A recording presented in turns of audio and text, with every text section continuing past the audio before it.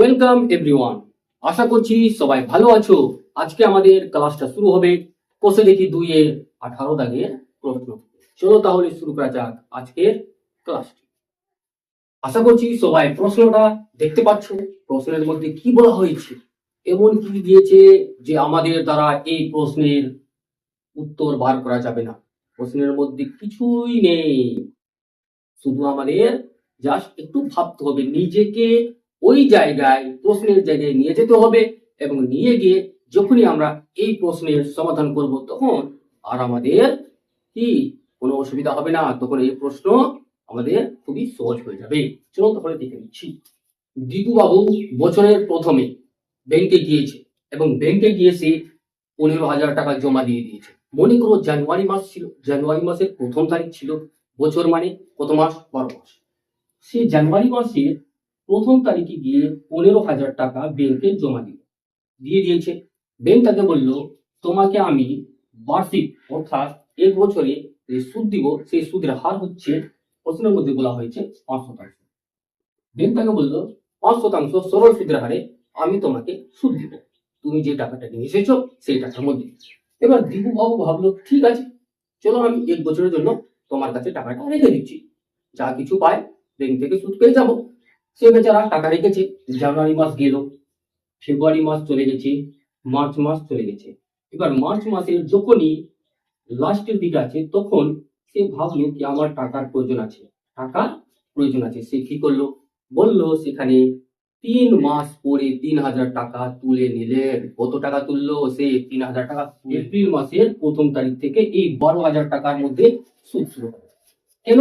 কারণ 15,000 টাকা জানুয়ারি মাস অব্দি গেছে, ফেব্রুয়ারি মাস অব্দি গেছে, মার্চ মাস অব্দি গেছে, কিন্তু এপ্রিল মাসের প্রথম তারিখ থেকে তার 12,000 টাকা হয়ে গেছে ব্যাংকে। এবং ওই ব্যাংক কি বলবে, এবার তোমাকে আমি আর 15,000 টাকার মধ্যে সুদ দিব না, যেহেতু তুমি 3,000 টাকা তুলে নিয়েছো তাই তোমাকে 12,000 টাকার মধ্যে সুদ দিব। এবার সে ভাবলো ঠিকই আছে, আমার প্রয়োজন ছিল, আমি 3,000 টাকা তুলে নিয়েছি, তোমার যেটা করার তুমি করো। সে এপ্রিল মাস গেল, এপ্রিল চলে গেছে, জানুয়ারি ফেব্রুয়ারি মার্চ এপ্রিল, তারপরে মে আসবে, তারপরে জুন আসবে। এপ্রিল মে জুন আসলো।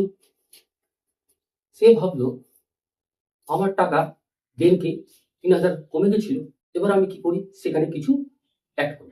সে কি করেছিল, টাকা তুলে নেওয়ার 3 মাস পরে আবার তিনি 8,000 টাকা জমা দিলেন। 5-6 মাস। তাহলে এই লাস্টের 6 মাসে ব্যাংক তাকে 20,000 টাকার মধ্যে 5% সরল সুদের হারে সুদ দিবে। সুদ দিবে তো? কিন্তু ব্যাংক তাকে এই 3 মাসে 15,000 টাকার মধ্যে 5% সরল সুদের হারে সুদ দিবে। এবং তারপরে আবার ব্যাংক তাকে 12,000 টাকা, এই যে এই 3 মাসে 12,000 টাকা আসল, 5% সরল সুদের হারে সুদ দিবে। তাহলে লিখে নিব টোটাল সে কত সুদ পেল, সেটাও আমাদের কি বেরিয়ে এসে যাবে। চলো তাহলে প্রথমে লিখতে হবে, কি লিখতে হবে, বার্ষিক সরল সুদের হার। যেহেতু প্রতি ক্ষেত্রে সরল সুদের হার একই থাকছে তাই লেখা হচ্ছে বার্ষিক সরল সুদের হার। সরল সুদের হার আর ইকুয়াল টু 5%। প্রথম 3 মাসের ক্ষেত্রে, প্রথম জানুয়ারি ফেব্রুয়ারি মার্চ 3 মাসের ক্ষেত্রে, 3 মাসের ক্ষেত্রে আসল কত, পি কত? আসল হচ্ছে পি হচ্ছে 15,000 টাকা। সুদের হার করো, সুদের হার লিখে নিবা তোমরা। সুদের হার কি লিখবা? সুদের হার আর কত? 5%।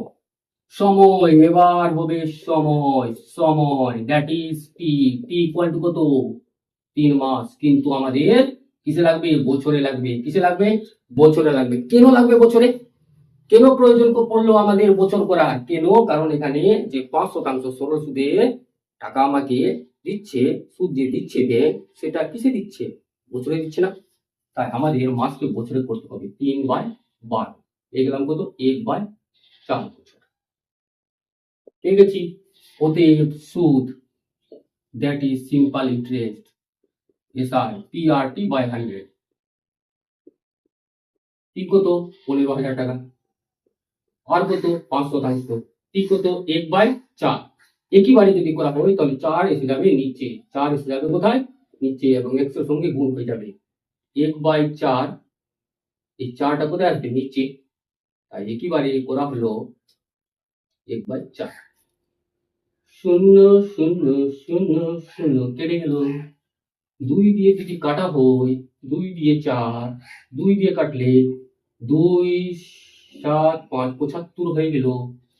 আবার গুণ করলে কত হয়ে যাচ্ছে, 5 5 25, 5 7 35, 36 37 বাই 2 ভাগ করলে 2 1 2, 2 8 16, 2 7 14.5। এত টাকা সে প্রথম 3 মাসে ব্যাংক থেকে পেয়ে গেল।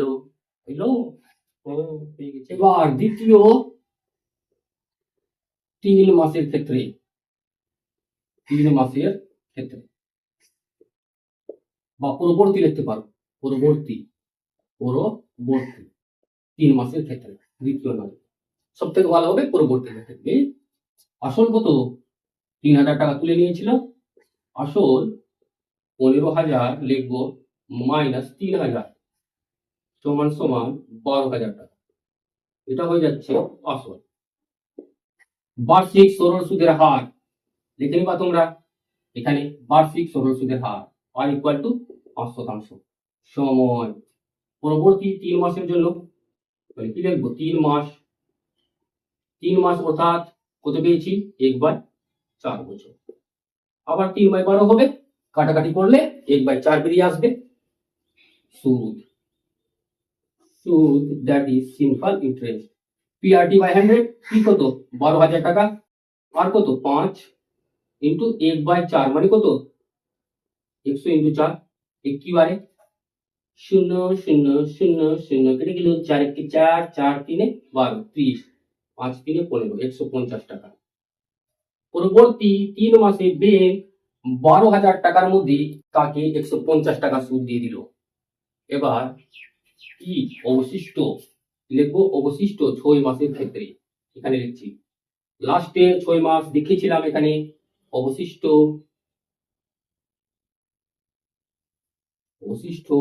6 মাসের ক্ষেত্রে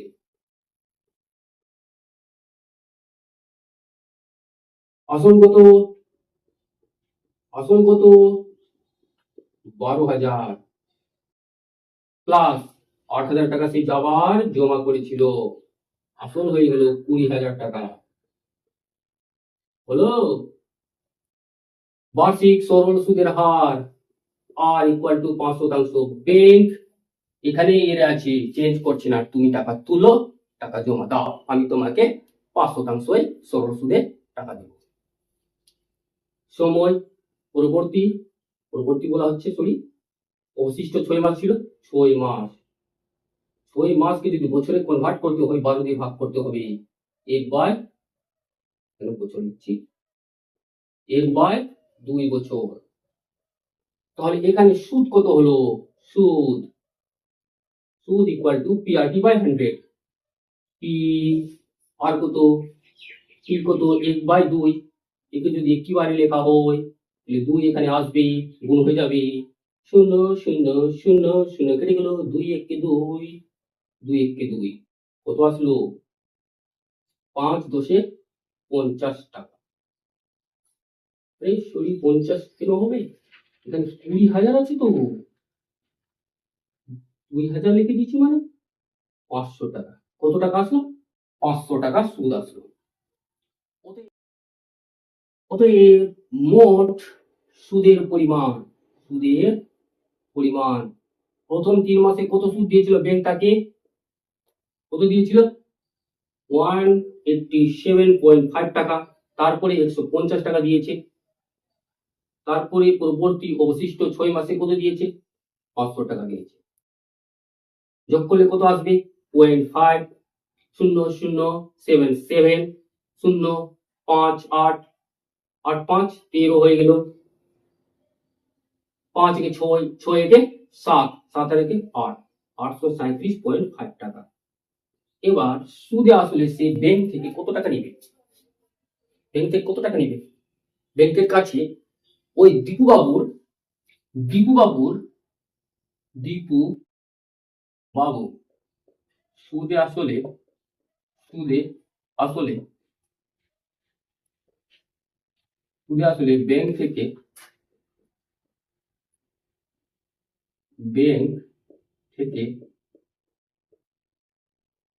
পেলেন কত পেলেন ব্যাংক থেকে কত পেলেন সুদে আসলে 837 প্লাস 837.5 টাকা সুদ পেলেন, কিন্তু তার আসল কত? 15,000, 12,000 নাকি 20,000? লাস্টে যেটা বাঁচলো সেটাই তো তার আসল। কত বেঁচেছে, অর্থাৎ কত হয়েছিল তার আসল? অবশিষ্ট 6 মাসে 20,000 না, তাহলে 20,000 তার আসল। যোগ করলে কত হয়? 0.5 হয়ে গেল। এখানে তিনটা সংখ্যা বসে গেল, এদিকে 20 বসে গেল।